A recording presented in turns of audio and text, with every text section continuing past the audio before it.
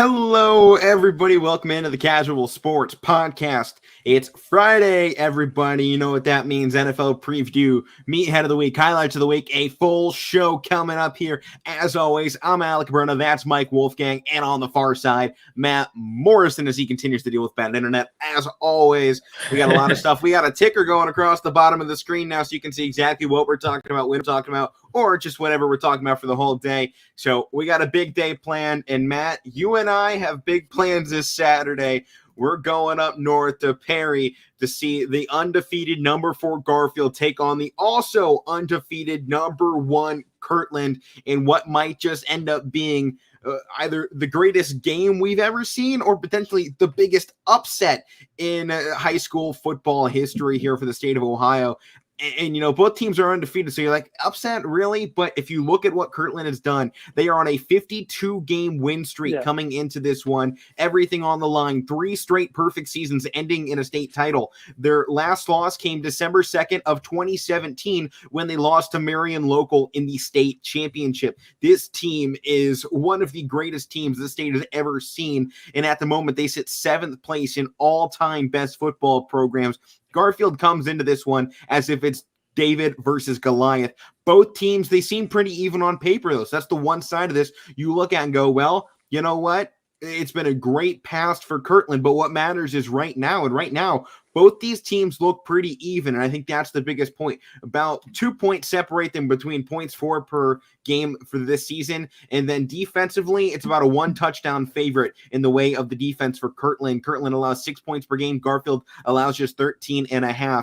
But the strength of schedule for Garfield is about 1 point better than Kirtland. So two teams, they seem so even on paper. I mean, even look at their running back stats for Garfield. Anthony Dema had once again a 1,000-yard season. He had, I believe, 12 or 1,300 yards with about 13 touchdowns. On the other side, Mason Rust, the running back for Kirtland, he had 1,400 yards with 19 touchdowns. Passing, neither one of these teams pass a lot, but when they do, Lascano for Kirtland has 1,000 yards in the season, 19 touchdowns, and Swigonski also had 1,000 yards this season for Garfield with 25 total touchdowns. Everything about this game seems perfectly even on paper, but when you put these two massive opponents going up against one another, as Garfield is trying to reach what they did all the way back, I believe it was in 2016, to make it to the regional finals. They have never made it past there. So Garfield is trying to make their biggest run in school history. Matt, what are your thoughts going into this weekend's game and what might be YSNlive.com's game of the week?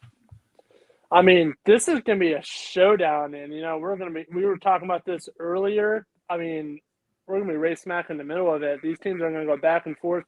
I mean, like you said, Garfield's looking to make this upset. What'd you say? Kirtland hasn't lost since, 2017? December of 2017, yeah, in a state December championship 2017. game. Yeah. That was their only loss in that 2017 season as well. That's unbelievable. So right. they've had, one loss in the past 4 years? Something like Basically, that? Yes. Yeah. 1 loss and 61 wins in the last 4 years. Actually, the last 5. That's unbelievable. This is one of the premier programs in the state of Ohio, and right now they're calling this Region 17 for Division 5 playoffs, the Region of Doom, and I think that's properly named because all 4 teams sit undefeated. Garraway and South Range will also play, and you know that game should be equally as good. But I just think you have to highlight right now Garfield with the chance to pull off what might be the biggest upset we've seen in quite some time, especially here for YSN. Matt, you and I saw a massive upset in the baseball season with Ursuline Baseball. They pulled off one completely out of nowhere. This is Garfield's stance on a bigger stage to do something similar and put themselves in a chance to go to Canton in 2 weeks. Yeah, I mean, I remember that Ursuline game. Who did they play? That Canton Central Catholic, yeah. Canton Central Catholic. They were underdogs. They almost pulled off the no-hitter and a perfect game, but they pulled off the upset. And we've seen upsets before, and it's very possible that this can happen Saturday, especially with Dema in the backfield. And you know, we've been calling him the demolition crew this whole season. I mean, that hasn't been for no reason. So they have to get to him a lot. I mean, what'd you say? I thought it's his how many 1,000-yard rushing season? He's had now back-to-back 1,000 rushing yard season. So, this team relies on Demba to be the guy to carry this team along. Swagonski, he doesn't throw much. You look just back to their last game against Belair in the quarterfinals. It wasn't a huge passing game. Swagonski had just 7 passes in total. 4 of them were completed, but get this, for 191 yards and 2 touchdowns. So half the passes that were caught ended up in big scores for Garfield. Matt, you and I have seen this team a couple of times, last season and this season now. And they don't throw much, but when they do, they can get some big yards because they're sneaking a tight end or, a speedy running back just out of the middle of nowhere because they're going to load up the line. They might have one guy out wide, and if your corner gets beat, he's in no man's land because everybody else is up on the line, and that's where this Garfield squad can take advantage of you. I haven't seen much clips yet on Kirtland. I'm still doing my game research, getting everything I can before this one, but everything about this team screams defense and offense, much the same as Garfield. And obviously you and I, Matt, we were at the game where Brookfield made it the closest anyone has been to beating this team, and we kind of saw what you had to do to be able to beat Garfield, and it was nearly impossible. And as we've seen this season, it has been impossible to beat them. And even go back last year, they only had 1 loss in that entire year, and that came down at the very end. So this is a team that is coming off a perfect regular season this season and last year. They lost in that 2020 postseason, but it didn't seem to matter because this team is building right now. In that 2019, their 1 regular season loss before they go into the playoffs. They lose round 1 to Garaway, who ended up making a nice run. And as we see here, is in a similar spot as Garfield is now. So this matchup right here has been building up for the past few years. This Garfield squad has one heck of a coach that has really turned this program into something special. And, when they joined the MVAC here and also joined us here on YSNlive.com, we knew we were going to be seeing this team come make some noise here in the Mahoning Valley. And obviously, as they dominate their tier, win the division in their first ever year in the MVAC, this is a team destined for greatness. And you just have a feeling right now with the way this defense is played, with the way their offense just dominates the point of attack. If they can get Dema going early, the demolition crew is setting up for a big night in Perry. Yeah, absolutely. And we're going to be right smack in the middle of it. This is going to be a great game. Alec, you always talk about, I always hear you on your broadcast and you always say it on the show. This is a time of year, 3rd round in the playoffs already. It's going to be cold. It's going to be ugly outside, and it's going to be ugly matchup on the field because both these teams have good defenses. They play the old school way with a good running game. And, like you said, I was there when you guys called the Brookfield and Garfield game. Brookfield gave them a game. So this is definitely going to be another good one. And I know how good Garfield's been going for the last couple of years because when I was at Girard, they scrimmaged us. And, they're just different level too. So it's definitely going to be a good one. And like you said, this probably should be the game of the week if it isn't. Right. And just giving you a preview of what that weather is going to be like tomorrow night, Saturday in Perry, Ohio at 8 p.m. Winds of 15 miles an hour on average. We're going to have rain, and we have a high at that point of 39 degrees with temperatures dropping down into the low 30s. So that rain can turn to snow, sleet. It's going to be windy. It's going to be cold. Matt, the only good thing, we got a nice big press box up there in Perry to keep us warm. But those players down in the field, they are going to go through the elements, and that's really where you see the biggest potential upsets here is Matt drops out 10 minutes early, but this is the time of the year, Mike, as you're saying. I always say this is when big dogs come to play. You saw how the weather can impact a really good team last night in college football. Pitt nearly gets upset by UNC. They get forced to overtime, and UNC could have potentially forced the second overtime too if that rain didn't start coming down in an absolute monsoon. It was raining the entire game pretty hard. Then you saw on that second drive of that first overtime, UNC's the weather completely turned on them even worse. So, we could see something very similar in this game Saturday. Both teams are going to have to be prepared. I think the one bright side, though, both teams run the football, and that definitely bodes well for cold, wet football here in the late stages of November. Yeah, and both teams have to deal with it. So it's going to be, you just got to battle the elements because it's going to be freezing.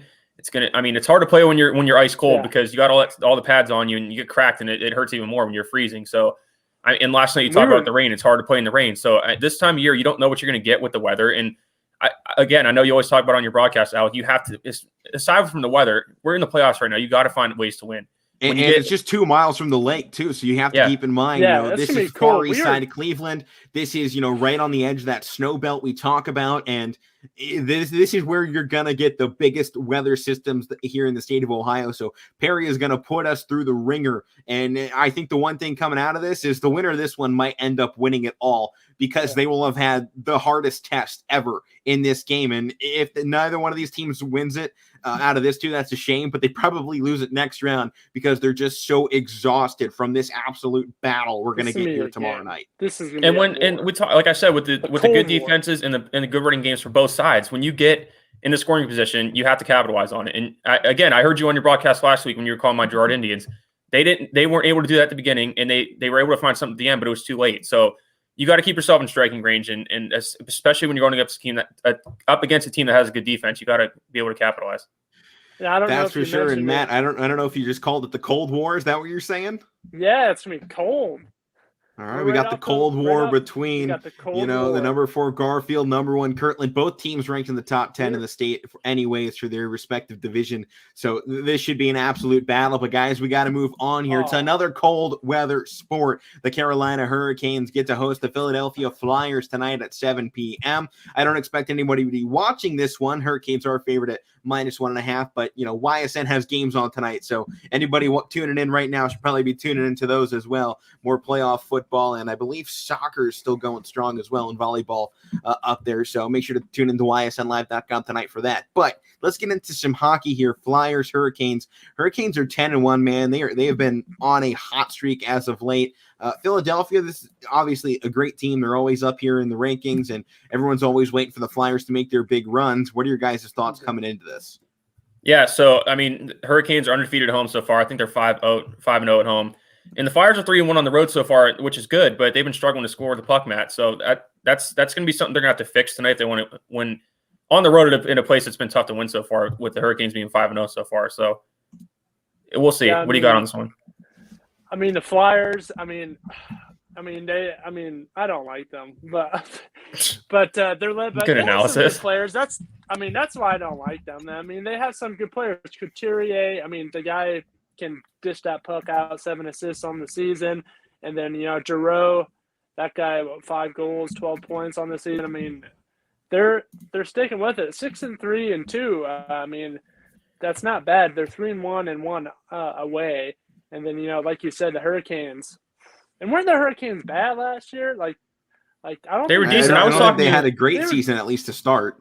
Yeah, and Matt, they're decent. Yeah. They're kind of like how the Panthers were last year. We were talking about the Panthers last night playing Pittsburgh, but with the Hurricanes, they haven't given up more than 3 goals. I don't think more than once all year in a game. So, no. I mean, if the Flyers want to get something going here, which they can, but I don't know if they can do it against this team at home. Score goals. They're gonna have to score at least 2-3, which is hard to do against Carolina. So they're gonna have to step it up if they want to win this game. The most they have given up in goals wise has been 5. That's the most. They're pretty elite defensively. So yeah, they are. I mean, they were playing Tampa Bay that game. So right. I mean, you look at Carolina's defense, just 21 goals allowed this season. So I mean, through 11 games, I think you'll take giving up maybe 1 or 2 a game. So this has been a dominant team all season long. Why don't we go ahead and make our picks here? Carolina or the Flyers? Matt, I think we already know which way you're going with it. What about you, Mike? I'm going Carolina. I mean, so the last 4 meetings between these two teams, Philadelphia has actually taken the last 3 out of 4. So, but this is a different Carolina team like we just talked about from last year. So I got Carolina. I think their defense is playing another, not to say that it can't slip up, but I don't think it does tonight. Matt, you sticking with the Hurricanes here? Yeah, I got your Hurricanes. Too much power. I'm not going with the Flyers either. They're Pittsburgh's rival. Forget them. Yeah, I'm taking Carolina Hurricanes too. I mean, I just look at that defense, and defense wins championships. We say it all the time, so we got to stick by it here. So that's where I'm going. I'm taking the Hurricanes. They are the favorites coming into it. I think they probably cover that spread as well. They're only favored at 1.5. I think they probably take that one. So next game up here, we got one this Sunday. We're previewing for the weekend. The Portland Trail Blazers take on the Denver Nuggets in a Western Conference matchup. And both teams much needing this win. Trailblazers are 5-7 in the early part of the season and 0-6 on the road. They just can't seem to win on the bus. There's only one other winless team in the Western Conference on the road, actually in the entirety of the NBA, and it's the Houston Rockets. Nuggets at 7-4 right now on a 3-game win streak and 5-1 at home. So Nuggets, they get to host the Trailblazers here. It seems pretty one-sided. Denver only a 2-point favorite, though, coming into it. What are your guys' thoughts on this game here this weekend? I mean, Damian Lillard has been the sole leader of this team for the past 5-6 years, pretty much the whole time he's been there. I mean, I know you have guys like McCollum and Nurkic as well, but he needs help. The old man, I mean, he's getting older and he needs help. I mean, that's all I can really say about it. He's running out of steam, and if he wants to get a championship. Oh, there goes Matt. Man, second time already. We're hitting new records for Matt Morrison here. Hold on. Maybe he's coming back. He's been talking about. And he's gone just like that. Oh, wait. I thought he was coming back. Gotcha. Matt, you back? Am I back? Yeah, maybe. I'm back. You kind of. Okay. Maybe. Kind of. All right, Mike, why don't you give it an analysis there as as Matt struggles to reconnect a little bit. I mean, like you said, both teams really need these wins. I don't think with Damian Lillard so far this year, I'm not saying he's disengaged, but he just doesn't seem like the same Damian Lillard. I mean, we saw the game they played against the Cavs maybe a week or two ago. He just doesn't he's still producing, but it doesn't seem right with him. And he is getting some help. I mean, CJ McCollum's leading them in points so far, and I mean Dame's leading them with assists with 8. He has a good amount of assists a game, so it's not like he's not doing his part. It's just, and if you flip to the Nuggets side, I mean, they're still dealing with injuries and they're still, finding a way to, stay even keel with it. So both teams are in the same position. They're both still trying to find out who they are. And I mean, the Trailblazers are too. They have a new coach as well. So right. Yeah, and, this doesn't even matter. A lot of acquisitions over the offseason as well for this for this Blazers teams, bringing in Larry Nance Jr. from Cleveland. And, clearly there were some problems with him in Cleveland. He never really found a good role for him there. He was obviously a big part of it. His father played here and he's from here. He's down the street from the same place I am. So this was obviously his hometown, but it never really felt like a system fit. He always had the flashy plays, the alley-oops, But there was always something you felt, and now the Cavs kind of moved on from him. It feels like maybe here in the Blazers system, he might not be the best fit there either already. But, he's producing well, but he's always produced well. It just doesn't seem to be enough to help out a lot of teams the way it probably should. They also brought in Zeller and a guy like Anthony Simmons, Norman Powell they brought over from Toronto recently too, and they brought in some guys trying to give an infusion of youth. Greg Brown they brought up from Miami as well. So they brought in some different guys into this team, and early on in the season, I just haven't seen it pay off for them, and they are coming off of another loss once again, and they're going to actually face the Rockets tonight, but they get the Nuggets on Sunday, so potentially they'll find their first road victory against the Rockets. We'll see if they can make it 2 straight because they're on the, back end of their long road trip. They lost to the Clippers first one, lost to the Suns in the second one on Wednesday. Yeah. They'll get the Rockets and the Nuggets to finish this out. But this is still a team that they beat the Pacers. They held it close against the Cavs. They only lost by 10 to the Sixers. Lost by 10 to the Suns. Despite the fact that their record is down, this is a team that's still in close games. It's not like they're getting blown out like we've seen the Cavs do in the recent seasons when they're at a record similar to 5-7. This is a team at 5-7 that very easily could be 7-5, and we're talking about them a little bit differently here in the early stages. Still first 20 games, so we're still waiting to see. Yep. Yeah, and you forgot too, Alec, when you were talking about their acquisitions, they get Norman Powell in the trade deadline last year from Toronto, and it's a good pickup for them, but it doesn't seem like it's really affecting them that much. It seems like the last couple of years they're making moves. I mean, getting Melo, put him on the bench. They're making moves to get some people, to come off the bench or maybe slide into the starting lineup for them, and it's just not. It hasn't really been working. And again, they're finding themselves in that same position to at least start this year. It's still early, like you said, but they're in that same position where they're kind of still in the middle of the road. And I don't think that's where Damian wants to be, but. I mean, if he wants to change, if he wants to stay there and win a championship there, again, they're gonna have to get a lot more. But everybody's gonna have to change their game.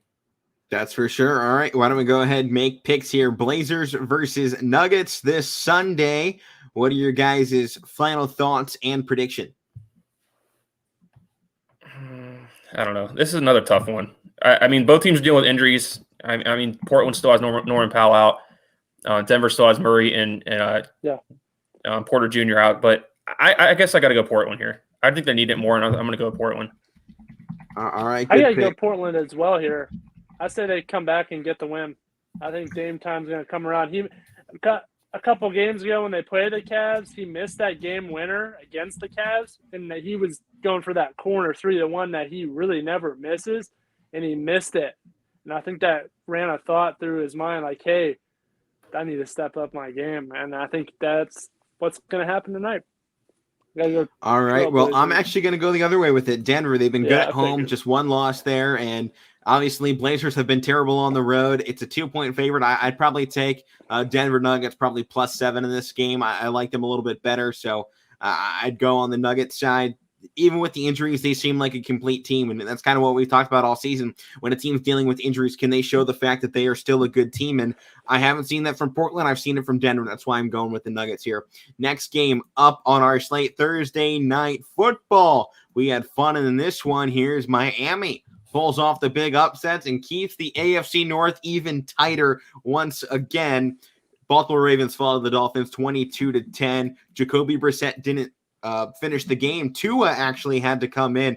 Brissett went down. He got wrapped up, came off limping, and he said he was ready to go, but Flores made the change to bring in Tua. He starts having himself a game, and they end up pulling this one out. He gets the touchdown in the second quarter. And fourth quarter, Dolphins explode for 16. You thought the Ravens may have been able to make a chance to come back, but it just never really came to fruition. This team looked like they were running in the mud, and in the post-game conference with the head coach Harbaugh, he's like, hey, this game was on me. We had terrible game planning. We weren't ready for anything. Our players just frankly weren't prepared, and that's all on me. So he's taking the blame for it. But I think at the end of the day, there's still some execution problems from this Raven squad really cost them big. And I think you're starting to see the effects of not having a strong run game. Devontae Freeman just with 10 carries in this game for 35 yards, and even Lamar Jackson could only get 39 on 9 carries. He had a fine day through the air, but when they don't have any ability to stay balanced, I think you really saw it here against the defense that looked like it was finally finding itself here at the halfway point of the season. You want to talk about – go ahead, Matt. You want to talk about Pittsburgh playing down to their opponents? This is a Baltimore team that plays down to their opponents too, and it finally came up and got them in the rear this time. You even look last week. I mean, they almost lost to Minnesota. They barely beat a 0-8 Detroit team. And, they beat Kansas City, who was looking high, when they played them, but they're not looking so high right now. I don't know if they'll come back. But as of right now, they're just pulling these wins out of the bag. And they finally couldn't do it. I was going to go there too, Matt. I mean, they couldn't do it last night against the Dolphins, but most of their games, the Chargers, they blew them out, but they come back against the Colts. I think it was on Monday Night Football. Yeah, and they come back against the Chiefs. It's like they're coming back against teams, but they're getting themselves down too early. And the Vikings last week in overtime, they get forced there, and they're down 17-10 at the half.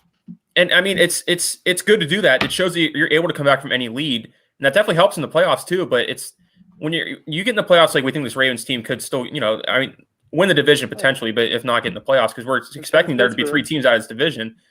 I mean, if they want to make another run like they haven't been able to do the last couple of years, they can't be getting behind in every game in the playoffs. It's good to know how to win in what that happens in the playoffs, but you're going against better teams too in the playoffs, and it's going to come back to bite them. And I think it did last night, and I think Miami had something going. Alec, you always talk about winning the second half. No scores in the third quarter, but Miami had 16 in the fourth quarter. Right, that was a difference, and Baltimore can only match 7 of them. So Miami they seem to have more, especially coming down the stretch, and we didn't expect it at all last night. I know yesterday we all picked the Ravens, so. Yeah, I didn't expect it whatsoever. My dad was not at all. Watch Miami get them, and they did. But I mean, look at the schedule going down the road for Baltimore. I mean, they had some tough games. Chicago's not going to be easy to play. Okay, especially after. I mean, I'll admit to it that there were some calls that last game that should have been made. Chicago's going to come off the rails and play some football, and then as they should. I expect Chicago to play a big game. Then they got to play the Browns, and then Pittsburgh, and then the Browns again. Then the Packers, then the Bengals, then the new look Rams, as I'm sure we'll talk about. And they got the Steelers to end it out. So it's going to be tough for them tough too. Road. So, I mean, let's go ahead and preview what's coming up for this weekend. First game, the Bills in New York to take on the Jets. And Matt, we've seen the Jets do some crazy things at home this season. I mean, you look their last 2 home games, They upset the Bengals. They upset the Titans. Those are their last two. They lost their first home game, the season against the Patriots 25-6, though. Since then, you don't go into MetLife and come out with, a win. So what are your guys' thoughts? Bills versus the Jets here. Go ahead, Matt. This is your boy. Jets Go ahead. team is kind of similar to Purdue. Purdue, they lose they lose some games, but they beat those top they're not as good as Purdue, houses. Yeah, I know. This is just I know. I know you're comparing. This is the Jets. The Jets like to pull off these crazy wins to say, "Hey, we're still a football team. We're still going to play you, and we're still going to try and beat you." Some of these teams take that too lightly, and they end up looking like a bunch of meatheads, like Tennessee. Like you have guys. They had Derrick Henry. Well, where was he that game?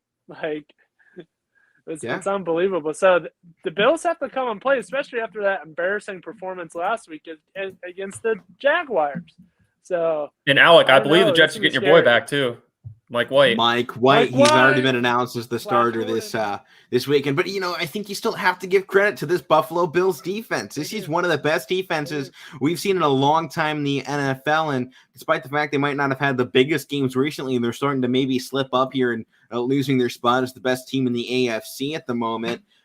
I think you still have to give credit where credit is due. This defense has been unstoppable in, a majority of their games, especially in that early start. I want to see them get back to that because, that 6-9 game, their defense played well last week against the Jags, but they can't do that again because this is an offense with the Jets that is better than Jacksonville. And on the flip side of that, the defensive side, I think for the New York Jets is actually better than Jacksonville as well. So the fact this team gets, held down as much as it did last week, I think they're in a similar spot to do it again now. I don't know if they will, though, because of what happened last week. I think they come into this one off of, a big win over the Jags. I think the Jets get their chance to pull this one off, but I think coming off the fact that it was a close game last week against the Jags is going to be a different animal that comes out for Buffalo, or at least I hope it is, or else, it's beginning of once again for the Buffalo Bills. On paper, that's what it looks like. On paper, that's what it looks like. And they have to be careful because New England is sneaking. Okay, they're 5-4. Buffalo's 5-3, and they have to play them in a couple of weeks or so. Here, I got the schedule. 1 second. Yeah, December 6th. They had December 6th. And the 26th as well. So those are the two games in December to watch out for the AFC East. So, and heck, Matt, if the Jets can pull off a win here and start making a run, they're 3-6 overall. But they're 2-6 overall, but they're only 3 games behind the Bills. Could you imagine if the Jets, led by Mike White, can turn this season around? And with wins over the Titans and the Bills, I think anything is possible. If that happens, if it does, do they say goodbye to Zach Wilson? Yeah.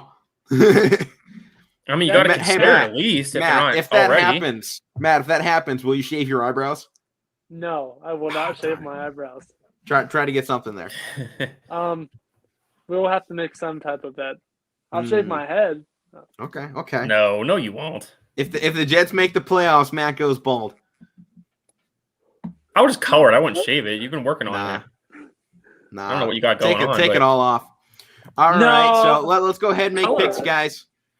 You got the Jets or the Bills. Matt, I assume you're going with your squad, the Buffalo Bills. Oh, I got to go Bills. They'll bounce back this week. We'll be all right, hopefully. You ready for this? No. I'm picking the Jets. I'm doing it. I'm doing it. I don't know why. I'm doing it. I expect the Bills to bounce back though, but for some reason I just want to pick the Jets. I haven't picked them once all year. Something too? You're picking them. Guess who I had written down there? I had the Jets as well. You didn't change it, did you? This is one of those picks, man. You just have that feeling, right? You just have that feeling that the Jets have done stupid things all season long, and in the battle here of New York, I'm taking them. I'm taking the Jets here. No. Virtual fist bump there, Mike. There we go. Okay, next game. I don't think I'm not guaranteeing anything, but to an end. Crazy things like this will come to an end. This won't happen. Yeah, just like Purdue with Ohio State this weekend. Right. Yeah. That's coming to an end. All right. How about this one? Tampa Bay, Washington football team as well. Second game on our slate. 6-2 Buccaneers, 2-6 Washington. I haven't seen much out of Washington. I'm going to go pretty quick on this one. I got Tampa Bay big. Tampa Bay are coming off a bye too. They're coming off a bye. Yeah, I got to go Tampa Bay too. But, this is the playoff rematch from a year ago. And and this is a Doesn't way matter. different Washington team. Right. I mean, what happened to them? I mean, they came out into that game and showed, like, hey, we're going to take it to Tom Brady. And, now this season they haven't really been showing anything. Hopefully they can turn that around here. But that guy, they're coming off a bye week as well, off of a 7-point loss to the team, that beat the Cowboys and the Broncos. So it's a team that could be dangerous. I just don't think they have anything going for them that really warrants anybody giving them a chance in here. So next game on the slate, Mike, it's your squad, the Dallas Cowboys. They get to host the Atlanta Falcons. What are your thoughts on your squad here as they get ready to play? So obviously they need to bounce back, and if they come out what prepared that they were for the Broncos game, they're going to lose again. But I don't see them doing this 2 weeks in a row against bad teams. And actually, I think they come out and beat Atlanta pretty bad in this game. I don't think Atlanta's a bad team. I mean, I'm not saying they are, but I think Dallas is an 8-point favorite. I think it's the 8-point spread that you look at and go, oh, okay, I don't think anyone's expecting anything out of this one. But Atlanta, they've been coming back again. I mean, they just beat the Saints. They played bad against the Falcons and the Dolphins. They win one of those two. They held on against the Jets. They haven't faced a lot of good teams, but you just feel they're starting to find a rhythm a little bit, and they're third place in the AFC South, and could potentially be the favorites behind the Buccaneers to make a run if the Saints can't get healthy. And I think the Falcons are at least a squad to be reckoned with here. But Mike, I'm rolling your squad. I got the Dallas Cowboys. They're scary too, and I think I'm more concerned about them than I was in the Broncos game. But I don't see Dallas' defense coming out like that again. And another week that Dak's gets healthy. I know, Matt, we were talking about his calf injury. Yeah. And again, I don't see their offense playing that poorly. It's one of the best on paper, and if not scoring wise, one of the best in the league, if not the best. And their defense didn't play good last week, and I think they won pretty big in this one, to be honest. I gotta go Cowboys too. I say by 2 touchdowns. Ooh, all right, man. All right. I don't know if it'll be that far of a game. It's just my thought with this one, because the Falcons, I mean, you've kind of heard the way people are talking about them in recent weeks. It doesn't seem to be a bad football team. They're just not always putting things together in the right moment, but this could be one of those spots where they put things together at the right time, especially with the Cowboys coming off that loss just last week.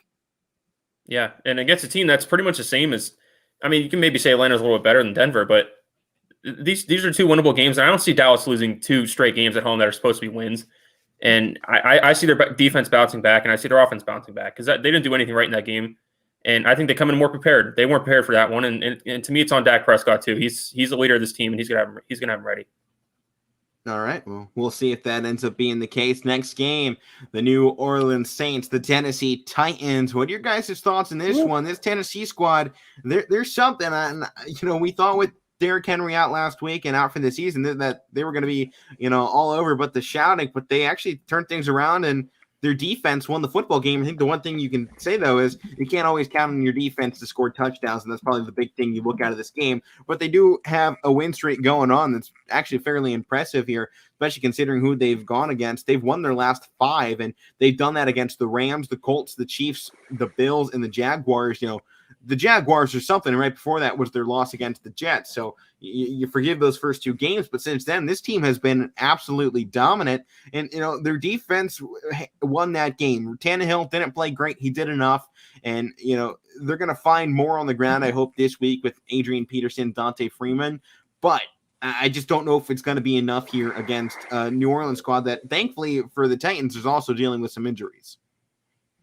Yeah, a lot of people have forgotten about Trevor Siemian, and I think he plays a big part in this offense. The guy's been, playing like Mike White, kind of, coming off the bench, having that momentum coming off the bench and just performing. And I think that's really going to show in this game as well. So let's have to see. Yeah, and Alec, you talked about the win streak that the Titans are on, and they're against good teams too. And They did enough last week, like you said, with Tannehill and bringing AP in. It's hard to fill Derrick Henry's shoes, obviously, but I mean, if their defense plays the way they did against the Rams too, in that Rams offense and their offensive line, how strong it is, and they got things done. And the Saints have a strong defense too as well. But I like the Titans in this game. I think they have something going right now. I think obviously it hurts that they don't have Derrick Henry, but I think plugging AP in and you, like you said, you have Freeman. They're doing it by effort.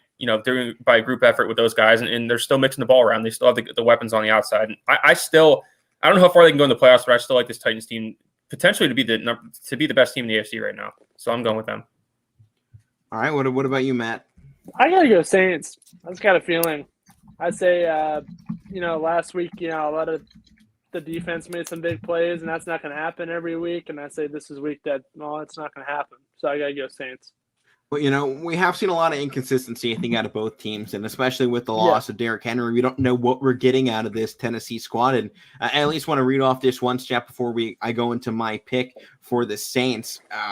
Mark Ingram is close to claiming the team record for all-time rushing yards. He's up to 6,077 in his Saints career, trailing only the great Deuce McAllister at 6,096. So 20 rushing yards this week for Mark Ingram over the Titans, and he'll claim the all-time rushing record for the New Orleans Saints. So I just got to put that out there. Thought I'd at least make that. So he'll probably claim that, and that's why I'm probably saying the Titans are going to win this game. I think their defense is good, and this offense for the Titans, frankly, is not. They didn't get anything going last week. Their defense won in that game, and Matt, I'm right along with you. Defense doesn't make those plays every week. You can't count on them. I want Tannehill to finally show out to me that, he's that guy to make the big plays come down the stretch, and without Derrick Henry, I want to see if this is the same Tannehill we saw in Miami or if it's the one we saw in that great season, where he helped lead them to the playoffs. Yeah. So I got the Saints next game for you guys.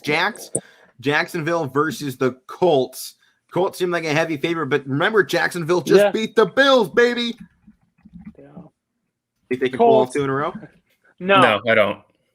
No. I don't. Ooh, that's a quick pick right there. You know what they say? I'm just paraphrasing this. The sun shines on you-know-what every once in a while. Ooh. There you go. I don't see the Jacks doing this 2 weeks in a row. No, I mean they I guess they could win it. I mean they beat Buffalo pretty low scoring game, so if they beat a good Buffalo's better than Indianapolis.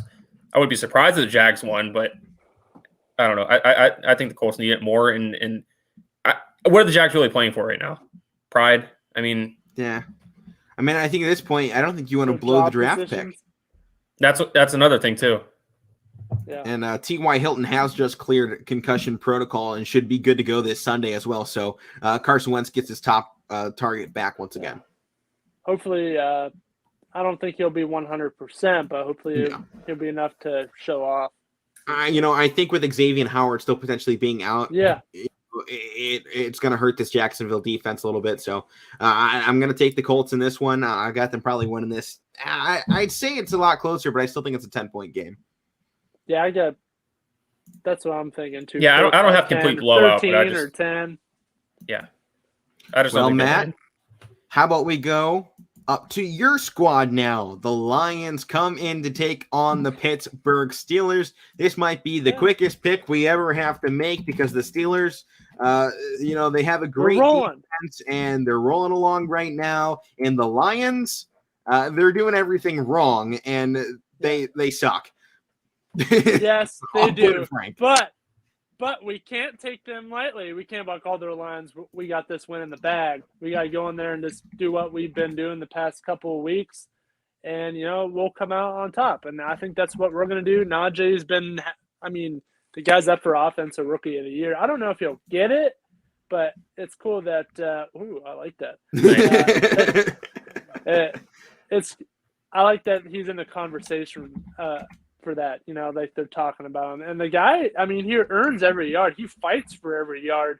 So he's going to be fighting some Lions this week. I mean, so we'll see. Oh, that'd be an NFL record right there. Oh, man, are you serious? 100-0, yeah, right? Yeah. I got to go, I'd be like 34 to, 17. I wasn't kidding when I said 42-7 there. I think Pittsburgh. I don't know, 42. Their offense still isn't great. No, but they're going to get a pick six. They're going to get a scoop and score. It's going to be one of those weekends where if you're starting the Pittsburgh defense in fantasy, you're going to walk away with a big smile. I don't see Goff doing anything right now with the Lions. I mean, I don't have much on this one in terms of the matchup with the Lions because the Lions don't really do anything right. But again, Matt, I'm picking the Steelers, but against bad teams, this is the Pittsburgh way. They find a way. I'm not saying they're going to lose, but they make a way to find it interesting. So they might have you on the edge of your seat. Like last week, they almost blew it against the Bears. You saw Pitt almost lose last night against Carolina when they were pretty big. But I got the Steelers, but the Pittsburgh way. Remember that playing down to opponents. We'll see here.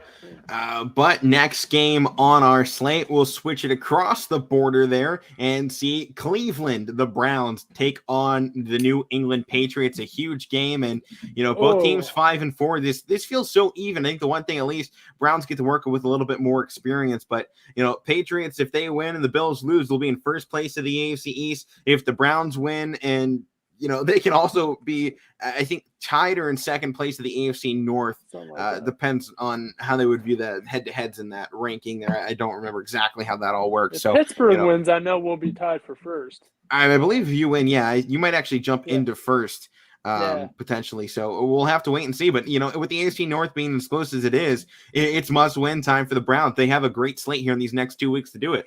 Patriots now, Lions, and then they get into the meat and potatoes, right? They have the hardest remaining schedule, or third hardest remaining schedule in the NFL. They have the Ravens in consecutive weeks with a bye in between. The Raiders after that, the Packers, Steelers, and Bengals in the last 3 weeks to finish out the season. So you have to win this game right now if you're the Browns. And I think the Patriots, they at least have some time where they can afford a loss. Browns can't. Yeah, the Browns can't. And, they looked way better without Odell Beckham. I know he's been injured, and I know they looked good when he was injured, but now that he's totally off the team, I think that's really cleared some weight from everybody's shoulders. Not worrying about him coming back. What are we going to do when he comes back? Well, he's not coming back. They can just move ahead and, just play football. And, they're going to really take it to this young Mac Jones. And, Mac Jones has been playing pretty good. There's another guy up for the Offensive Rookie of the Year. The kid is playing. Belichick has got him in his system, and he's got him under his thumb. He's teaching him everything he needs to know. The guy taught Brady, so.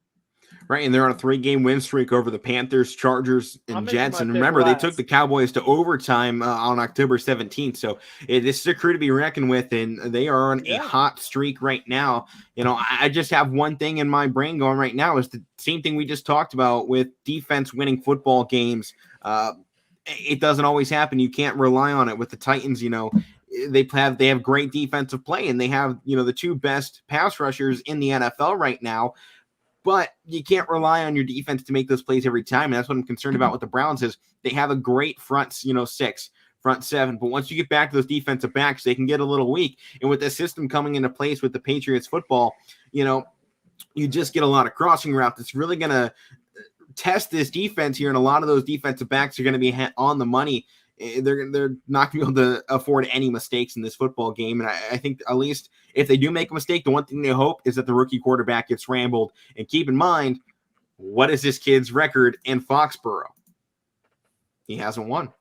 Well, they won against the Jets in Foxborough. That's his one win. Okay. So keep that in mind. I think he's 1-4 on the season, or 1-3 on the season so far when playing at home. So at least keep that in mind as we get down into it. Yeah, so obviously the Browns do look better without Odell. They looked better with him when they had him when he was hurt. And I was with you too, Alec, when you were saying I think they're a better football team with Odell. And last week it showed, but they still have to show some consistency with it. Even when Odell was out, they still weren't consistent with, playing good offense and playing good defense, playing good overall football as a team. And they haven't won in Foxborough since '92. I think they said it was when Belichick was coaching the Browns. So this is another tough one. I think both teams really need this on the same level. I think the Browns probably need it more, like you said, with their division. But I think right now New England's defense is playing at a pretty elite level right now, and I think Mac Jones is doing enough. And again, Bill Belichick always has teams ready to play. The Browns have a good offense. He always finds something to throw at them, and I'm just interested to see if Baker and the guys around him can deal with it. And we know the injuries they have in the running game. And I know they've had injuries in the running game earlier in the year, and they found a way to win. But I like the Patriots in this one. I know, Matt, you got to make your pick next, so I made mine before you. Yeah, it's all good. It's all good. Sorry about Matt. Who you taking, Browns or Patriots? Well, I gotta go Browns here. I said they got a good set of mind. Nah, I think they're gonna win. And Matt, I'm with you here, but remember the Patriots are a 2.5-point favorite in this game, and I think probably because they're playing at home and the Browns don't play well in Foxborough. But 1-4 in this, I just checked it. It's 1-4 for this Patriots team at home. I just don't think they play well in front of their home crowd. They feel the pressure on the road. I think Jones likes playing in front of a crowd that boos him, and I think he feeds off that energy.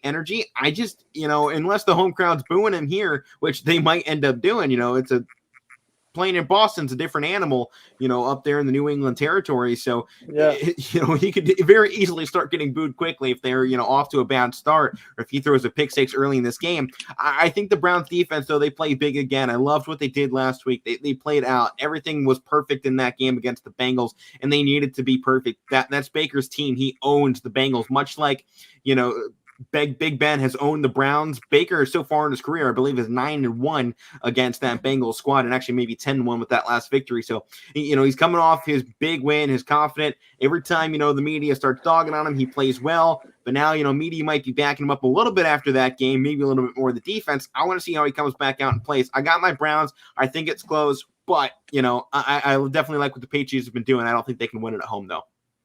Yeah. Next game go ahead. Keep in mind, though, the Patriots have played – they've lost games at home, but number one, it's been against good teams or losses. And they came close to beating teams like Dallas at home, teams like Tampa Bay at home. So they haven't played complete garbage at home, but they just haven't resulted in wins. Right. I don't think they can close at home. That's the problem, is they get down to that tight finish, and I don't think they have the playmaker, that guy to go to.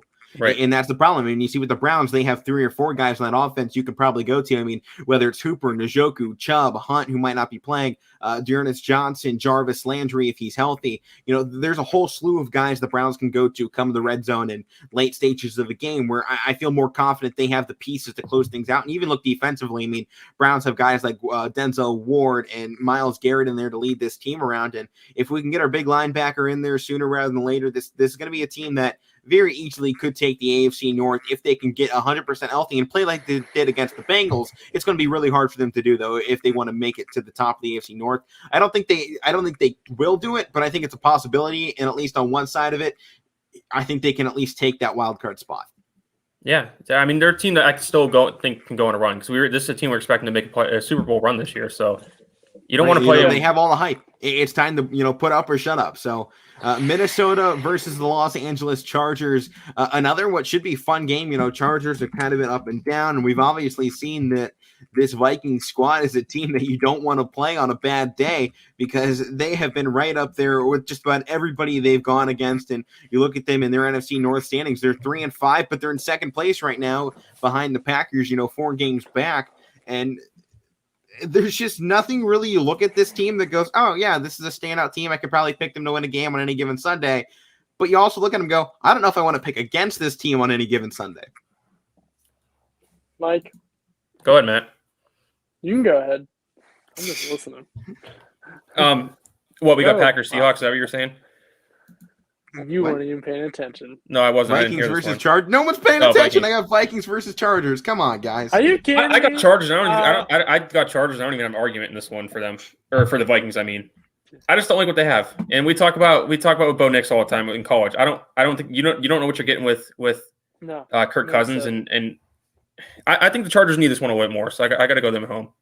I got to go Chargers too. You got the Chargers as well. Well, you know what? My picks have been terrible these last few weeks. I'm going to stick with the terrible team in this one. I'm taking the Vikings. You know what? They've played so close to everybody. They have to pull some of these out, and this is the one I'm going to pull it out with here against the Chargers squad, who, in my opinion, they're kind of slipping here a little bit. They're on a slippery slope. 3-point game against the Eagles, they just win it. 3-point game against the Patriots, they lose it. They get blown out by the Ravens, and they played big against the Browns, but I just don't see this Chargers squad right now putting this one together. The only bright side for them, they're playing at home, but I'm taking the Vikings here. Kirk Cousins has been proving everybody wrong this season. He's actually playing pretty good for once, and when the team comes around him, this team can win games, and they have a decent defense, so I'm taking the Vikings in this one. That means he's due to let you down, though. Just saying. Well, Start talking about him. He's due to let you down. Luckily, it's not an 8 p.m. game. It is a 4 o'clock game, though, so, as they get closer to night, maybe, he needs a nap or a stiff drink. That's a good team, next though. up, Carolina Panthers taking on the Arizona Cardinals. And P.J. Walker in the quarterback for the Cardinals. Cam Newton not ready to go yet. It's P.J. Walker time for at least 1 week while Newton gets into the system. So we'll have to see how it goes. But I think because of that, I got the Cardinals taking this one big. I just don't see anything from the Panthers this week, even if they had Cam Newton to really give them a shot. Chuba Hubbard will probably have another good day, but this team just doesn't have all the pieces right now to make a run. Yeah, I got the Cards too. And the Panthers, I mean, their defense is pretty average. It's pretty maybe above average, but they have some injuries in it. I don't think they can keep up match points with them with the Cardinals offense. So I got to go Cards. I got to go Cardinals too. Too many weapons. All right. How about this one? Hurt. Philadelphia Eagles, Denver Broncos. I'm going to make my pick quick here. I'm actually going to go with the Eagles. I've been riding them all season. I liked what they did last week. Yeah. They're coming off of a close game.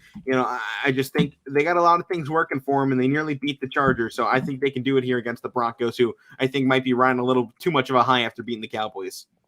I got to go Eagles too. I say this is a big bounce back week for them. I say Hurts and Rager and, oh, man. Devontae Smith, I say they go off. So, I got to go Eagles. I had Broncos originally. I was going to switch it to the Eagles, but since you both have them, I'll just pick the Broncos to be different. You don't even like the Eagles. I don't. On top of that, too, I don't. But I don't know. They found something last week. Is it going to continue? I don't know. I mean, neither one of these teams you can trust, but the Broncos are home, so I guess I'll go with the Broncos. That's all I got. I was going to switch the Eagles, but I'm not because you guys took them. We're across the board too much, so I got to change up. Yeah, change it up. All right, how about this one then? This one should probably go across the board. Seattle Seahawks versus the Green Bay Packers. Thoughts and picks. My thought pretty quickly, Green Bay, they're on fire. I think they might play a little bit more intensely with the fact they didn't get OBJ. Might show, hey, man, you picked it wrong here. I got the Packers big here. Go Cheeseheads. I got the Pack too. I think Aaron Rodgers is going to come out and again, I think he's probably still mad against with all that stuff that was going on with him and sitting out or having to sit out. I think I got the Packers big in this one. This is the one I had when you guys were talking about the other game because my list is set up different than yours. But I don't see anything with the Seahawks here in this one. I got the Packers. I say if they had Russell Wilson, different story. If I got to go Packers. Okay. Well, how about this game here? A lot of stuff going on for either squad. Chiefs versus Raiders. Sunday Night Football. What are your guys' thoughts? I mean, Mahomes has been down, but so have the Raiders. Can you pull it back? So, Matt, I don't know if they have though, Ben. They've had a lot of controversy, but they found ways to win. They have found ways to win. So I mean, that's make it so they have no excuse. I mean, to lose. You know what? I'm going with the Chiefs here. Every week.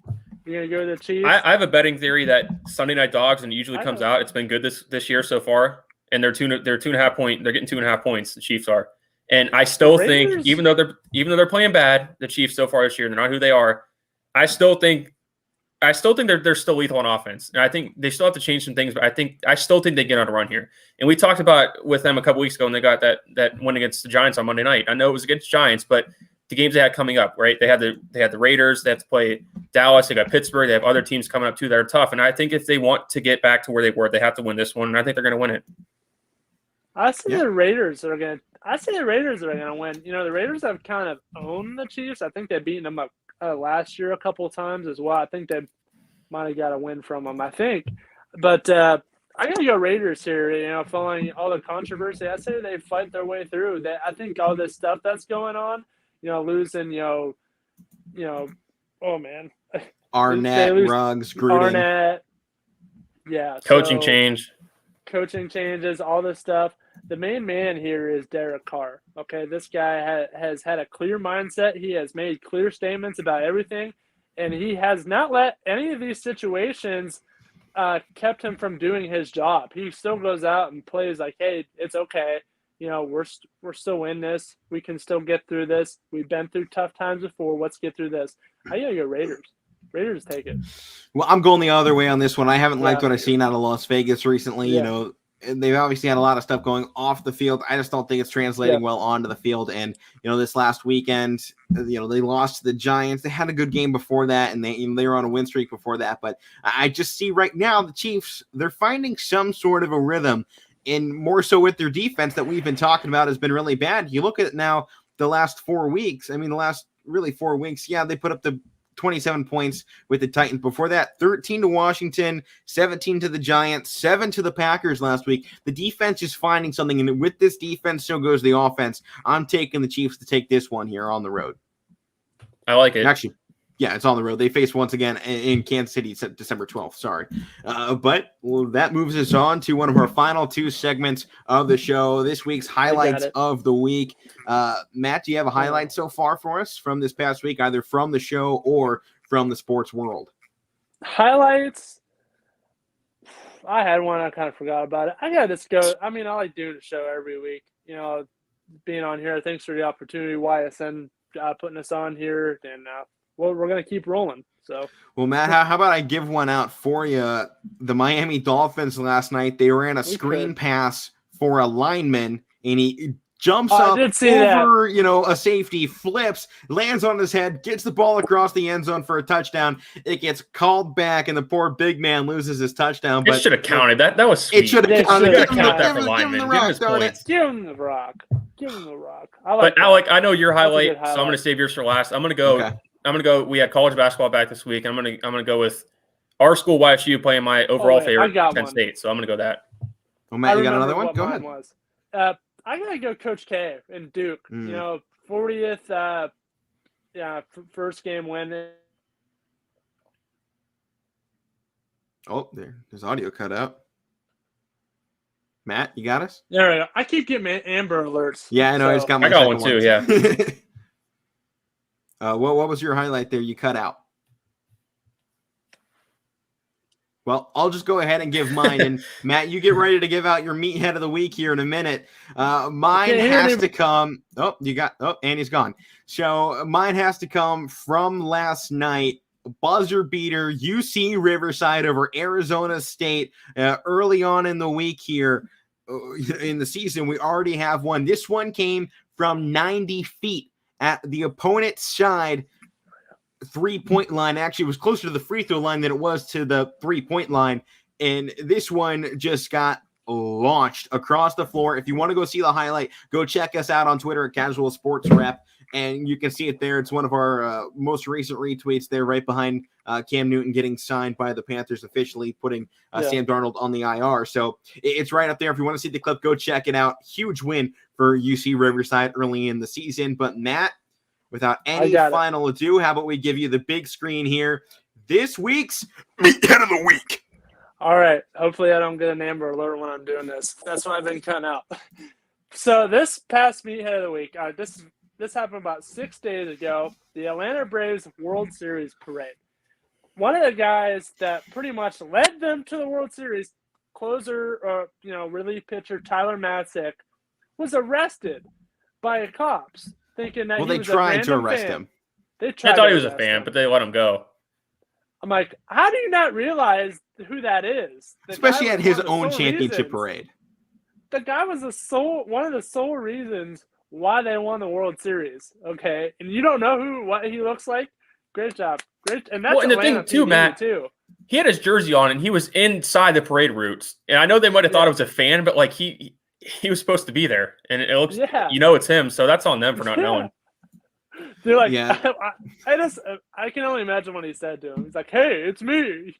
He's like, "I just won a championship. Let go of me, man." But that's going to do it here for the Casual Sports Podcast. I'm Alec Caberna. That's Matt Morrison and Mike Wolfgang. If you want to hear more from Matt and I this weekend, which you're going to want to because we have a phenomenal game, check it out Saturday, 7 p.m. Kirtland versus Garfield game of the century, potentially the upset of the century. So make sure to tune in there on ysnlive.com, where that does it once more. Another week in the books. Come on back next week for more of this nonsense. So we'll see you all next time.